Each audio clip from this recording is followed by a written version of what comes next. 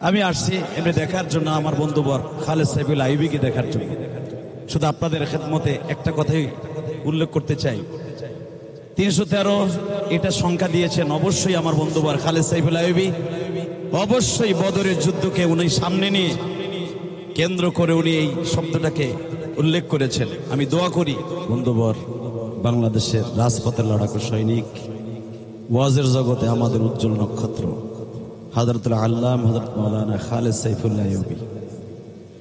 আসলে আইয়ুবী সাহেবের ভূমিকা যদি আমি বক্তব্য করতে যাই, প্রশংসা করতে যাই, উনি প্রথমেই না করেছেন যে কোনো ব্যক্তি বিশেষ করে আমাকে কেন্দ্র করে কোনো বক্তব্য দেওয়া যাবে না। আমি অত্যন্ত খুশি হয়েছি, আলহামদুলিল্লাহ বলেন।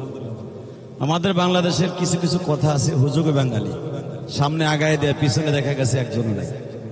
খালেদ সাইফুল্লাহ আইয়ুবী আকবর সাহেব যে বক্তব্য দিলেন, উনি ডাক দিলে মাঠে নেমে যাবে। আমি ইলিয়াসুর রহমান জিহাদি ঘরে হয়ে থাকবো, আমি জানি।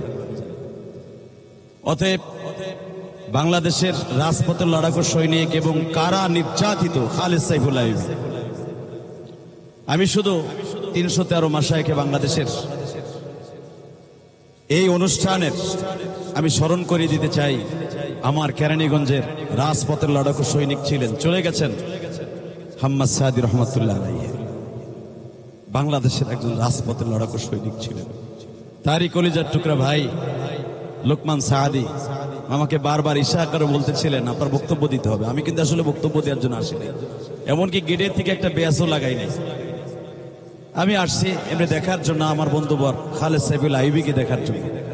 শুধু আপনাদের খেদমতে একটা কথাই উল্লেখ করতে চাই, 313 এটা সংখ্যা দিয়েছেন অবশ্যই আমার বন্ধুবর খালেদ সাইফুল আইয়ুবী।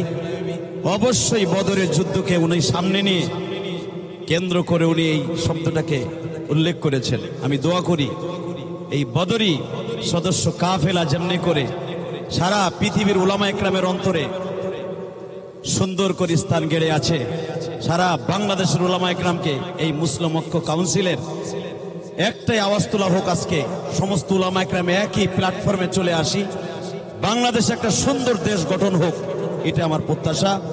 এবং আপনাদের কাছে আমি দোয়া চাই, আমিও দোয়া করি আল্লাহ রাব্বুল আলামিন যেন আমাদের সবাইকে এই মাসায়েখে 313 জন উলামা একরামের মাঝে আমাকেও আপনাকেও থাকার তৌফিক আল্লাহ দান করেন। এই মুসলিম কাউন্সিল ঐক্য কাউন্সিলের মধ্যে আমাকেও শামিল হওয়ার তৌফিক আল্লাহ দান করেন, আমিন। ওয়া মা তাওফীক ইল্লা বিল্লাহ। আসসালামু আলাইকুম।